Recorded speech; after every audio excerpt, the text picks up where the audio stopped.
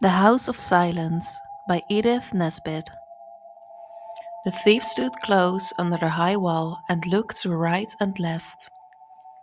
To the right, the road wound wide and sinuous, lying like a twisted ribbon over the broad grey shoulder of the hill. To the left, the road turned sharply down towards the river. Beyond the ford, the road went away slowly in a curve, prolonged for miles through the green marshes. No least black fly of a figure stared on it. There were no travelers at such an hour on such a road. The thief looked across the valley, at the top of the mountain flushed with sunset, and at the grey-green of the olives about its base. The terraces of olives were already dusk with twilight, but his keen eyes could not have missed the smallest variance or shifting of their lights and shadows. Nothing stirred here. He was alone. The face of it was grey and sombre, but all along the top of it, in the crannies of the coping stones, orange wallflowers and silver-colored snapdragons shone among the haze of feathery flowered grasses.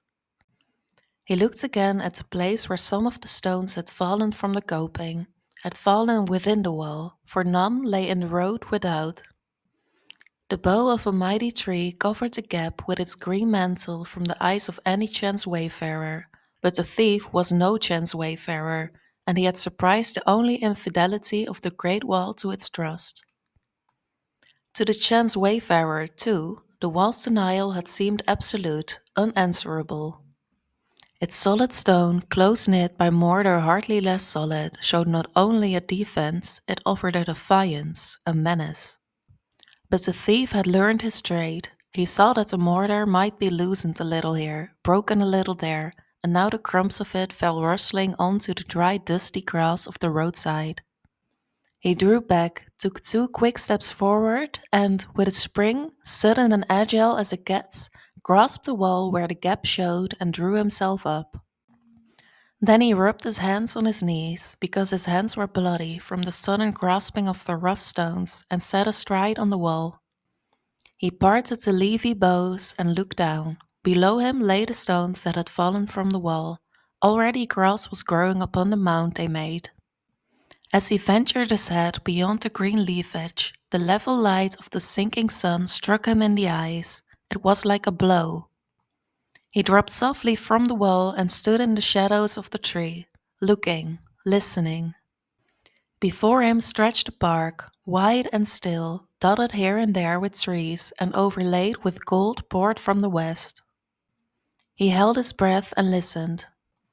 There was no wind to stir the leaves to those rustlings which may deceive and disconcert the keenest and the boldest, only the sleepy twitter of birds, and the little sudden soft movements of them in the dusky privacy of the thick-leaved branches. There was in all the broad park no sign of any other living thing. The thief trod softly along under the wall where the trees were thickest, and at every step he paused to look and listen. It was quite suddenly that he came upon the little lodge near the great gates of wrought iron, with the marble gatepost bearing upon them the two gaunt griffins, the cognizance of the noble house whose lands these were. The thief drew back into the shadow and stood still, only his heart beat thickly. He stood still as the tree trunk beside him, looking, listening. He told himself that he heard nothing, saw nothing, yet he became aware of things. That the door of the lodge was not closed, that some of its windows were broken, and that into its little garden straw and litter had drifted from the open door, and that between the stone step and the threshold, grass was growing inches high. When he was aware of this, he stepped forward and entered the lodge. All the sordid sadness of a little deserted home met him there. Broken crocks and bent pans, straw, old rags, and a brooding, dusty stillness. There has been no one here since the old keeper died. They told the truth, said the thief, and he made haste to leave the lodge, for there was nothing in it now that any man need covet, only desolation and the memory of death. So he went slowly among the trees, and by devious ways drew a little nearer to the great house that stood in its walled garden in the middle of the park. From very far off, above the green wave of trees that broke around it, He could see the towers of it rising black against the sunset, and between the trees came glimpses of its marble white, where the faint grey light touched it from the east. Moving slowly, vigilant, alert, with eyes turning always to right and to left, with ears which felt the intense silence more acutely than they could have felt any tumult, the thief reached the low wall of the garden at the western side. The last redness of the sunset's reflection had lighted all the many windows, and the vast place blazed at him for an instant, before the light did behind the black bar of the trees, and left him face to face with a pale house, whose windows now were black and hollow, and seemed like eyes that watched him. Every window was closed, the lower ones were guarded by jalousies. Through the glass of the ones above, he could see the set painted faces of the shutters. From far off he had heard and known the plash-plash of fountains, and now he saw their white changing columns rise and fall against the background of the terrace. The garden was full of rose bushes, trailing and unpruned, and the heavy, happy scent of the roses, still warm from the sun, breathed through the place, exaggerating the sadness of its tangled desolation. Strange figures gleamed in the deepening dusk, but they were too white to be feared. He crept into a corner where Psyche drooped in marble, and behind her pedestal crouched. He took food from his pockets and ate and drank, and between the mouthfuls he listened and watched. The moon rose and struck a pale fire from the face of the house and from the marble limbs of the statues, and the gleaming water of the fountains drew the moonbeams into the unchanging change of its rise and fall. Something rustled and stirred among the roses. The thief grew rigid. His heart seemed suddenly hollow. He held his breath. Through the deepening shadows, something gleamed white, and not marble, for it moved. It came towards him. Then the silence of the night was shattered by a scream, as the white shape glided into the moonlight. The thief resumed his munching, and another shape glimmered after the first. "Curse the beasts," he said, and took another draught from his bottle, as the white peacocks were blotted out by the shadows of the trees, and the stillness of the night grew more intense. In the moonlight, the thief went around and about the house, pushing through the trailing briars that clung to him. And now, grown bolder, he looked closely at doors and windows, but all were fast barred as the doors of a tomb. And the silence deepened as the moonlight waxed. There was one little window, high up, that showed no shutter. He looked at it, measured its distance from the ground and from the nearest of the great chestnut trees. Then he walked along under the avenue of chestnuts, with head thrown back and eyes fixed on the mystery of their interlacing branches. At the fifth tree he stopped, leaped to the lowest bough, missed it, leaped again, caught it, and drew up his body.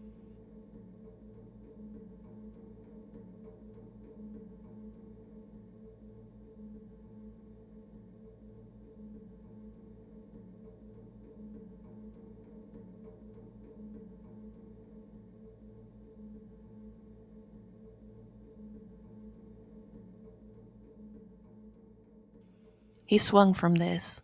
The bow bent and cracked and would have broken, but that at the only possible instant the thief swung forward, felt the edge of the window with his feet, loosed the bow, sprang and stood, flattened against the moldings, clutching the carved dripstone with his hands. He thrust his knee through the window, waiting for the tinkle of the falling glass to settle into quietness, opened the window and crept in. He found himself in a corridor. He could see the long line of its white windows and the bars of moonlight falling across the inlaid wood of its floor.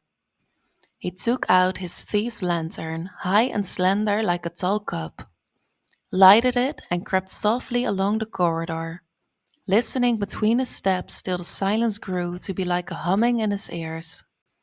And slowly, stealthily, he opened door after door. The rooms were spacious and empty. His lantern's yellow light flashing into their corners told him this. Some poor plain furniture he discerned, a curtain or a bench here and there, but not what he sought.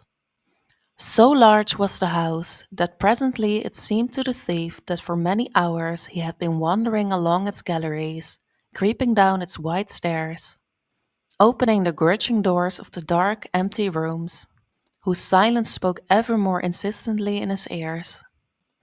But it is as he told me, he said inwardly, no living soul in all the place. The old man, a servant of this great house, he told me, he knew, and I have found all even as he said. Then the thief turned away from the arched emptiness of the grand staircase, and in a far corner of the hall he found himself speaking in a whisper, because now it seemed to him that nothing would serve but that this clamorous silence should be stilled by a human voice. The old man said it would be thus, all emptiness and not profit to a man, and he died, and I tended him.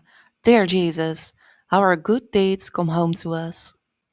And he told me how the last of the great family had gone away none knew whither, and the tales I heard in the town, how the great man had not gone but lived here in hiding. It is not possible. There is the silence of death in this house. He moistened his lips with his tongue.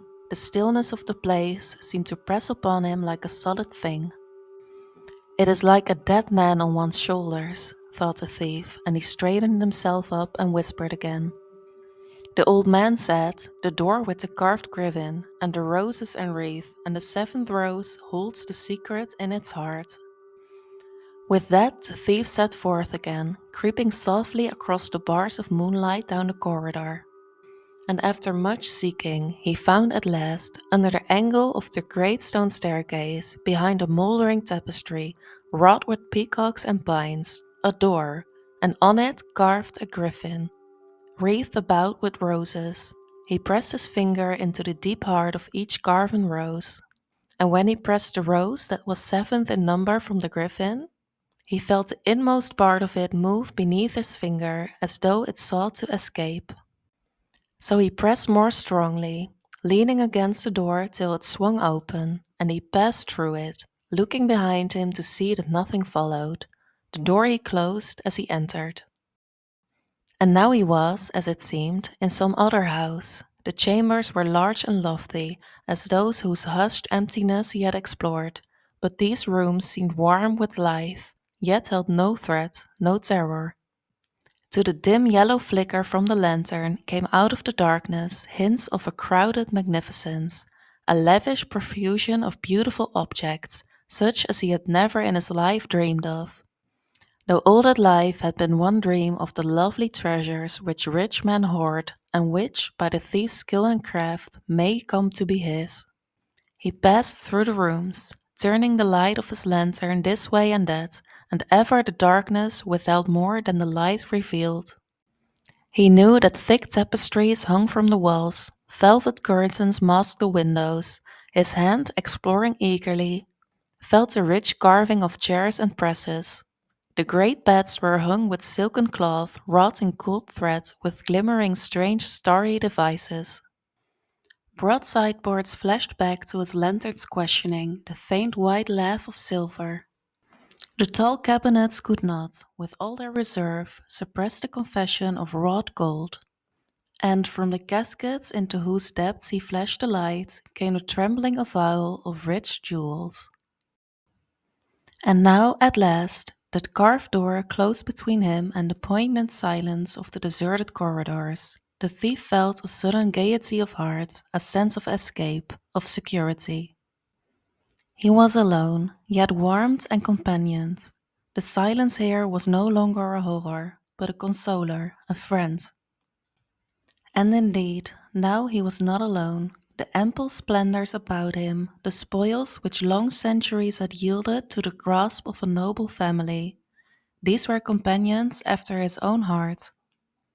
He flung open the shade of his lantern and held it high above his head. The room still kept half its secrets. The discretion of the darkness should be broken down. He must see more of this splendor. Not an unsatisfying dim detail, but in the lit, gorgeous mass of it. The narrow bar of the lantern's light chafed him. He sprang on to the dining table and began to light a half-burnt chandelier. There were 100 candles, and he lighted all, so that the chandelier swung like a vast living jewel in the center of the hall. Then, as he turned, all the color in the room leapt out at him.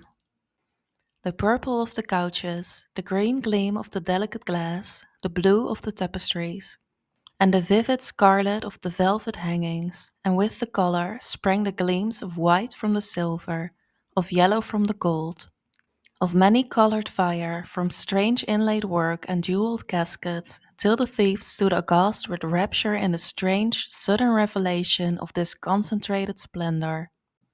He went along the walls with a lighted candle in his hand. The wax dripped warm over his fingers as he went, lighting one after the other, the tapers in the sconces of the silver-framed glasses. In the state bedchamber he drew back suddenly, face to face with a death-white countenance in which black eyes blazed at him with triumph and delight. Then he laughed aloud. He had not known his own face in the strange depths of this mirror. It had no sconces like the others, or he would have known it for what it was. It was framed in Venice glass, wonderful, gleaming, iridescent. The thief dropped the candle and threw his arms wide with a gesture of supreme longing. If I could carry it all away, all, every beautiful thing, to sell some, the less beautiful, and to live with the others all my days. And now a madness came over the thief. So little a part of all these things could he bear away with him, yet all were his for the taking. Even the huge carved presses and the enormous vases of solid silver, too heavy for him to lift. Even these were his. Had he not found them, he, by his own skill and cunning? He went about in the rooms, touching one after the other the beautiful rare things. He caressed the gold and the jewels. He threw his arms round the great silver vases. He wound round himself the heavy red velvet of the curtain where the griffins gleamed in embossed gold, and shivered with pleasure at the soft clinging of its embrace.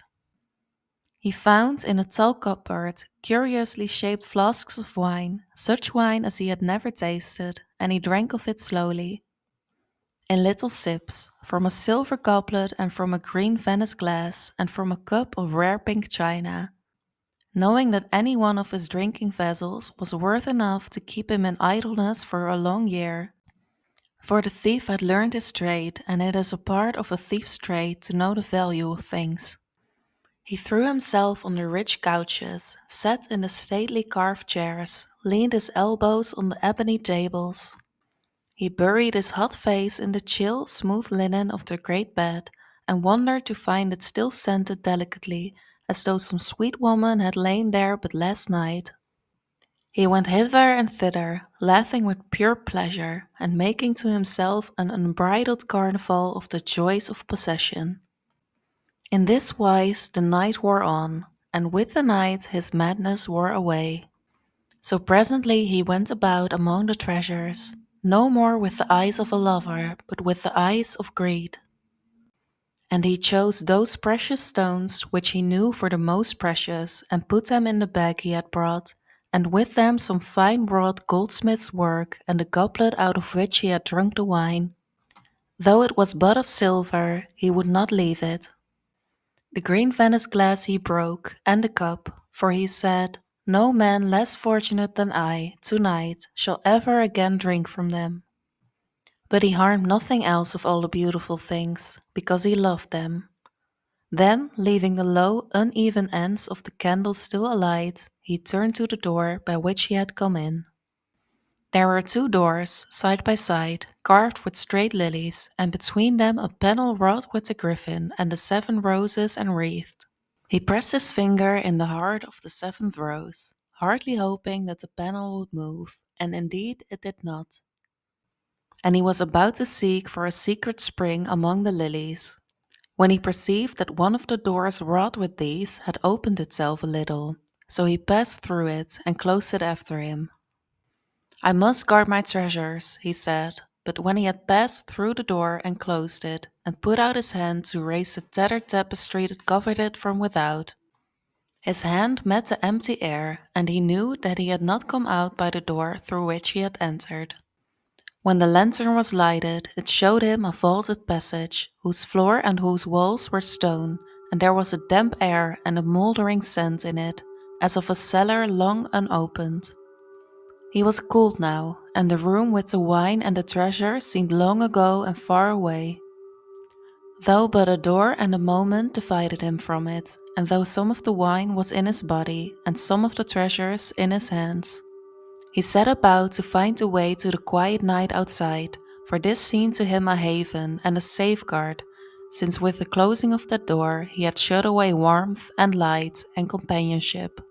He was enclosed in walls and once more menaced by the invading silence that was almost a presence. Once more it seemed to him that he must creep softly, must hold his breath before he ventured to turn a corner. For always he felt that he was not alone, that near him was something, and that its breath too was held. So he went by many passages and stairways, and could find no way out.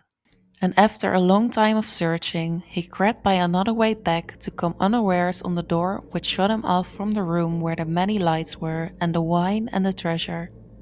Then terror leaped out upon him from the dark hush of the place, and he beat on the door with his hands and cried aloud till the echo of his cry in the groined roof cowed him back into silence.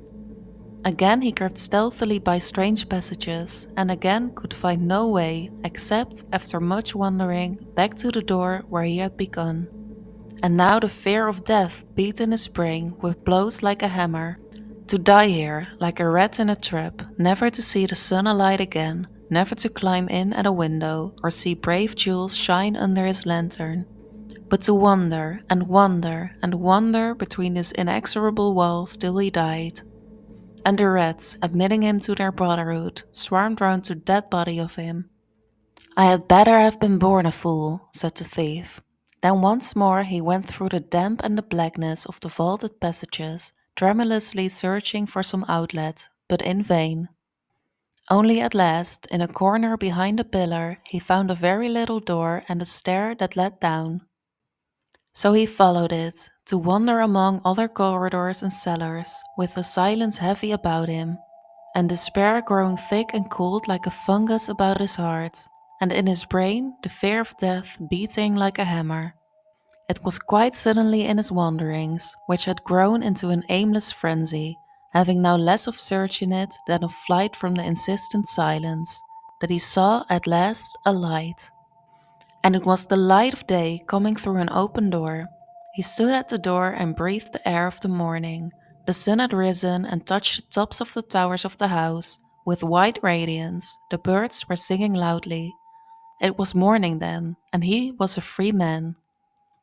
He looked about him for a way to come at the park, and thence to the broken wall and the wide road, which he had gone by a very long time before, for this door opened on an inner enclosed courtyard, still in damp shadow, though the sun above struck level across it, a courtyard where tall weeds grew thick and dank.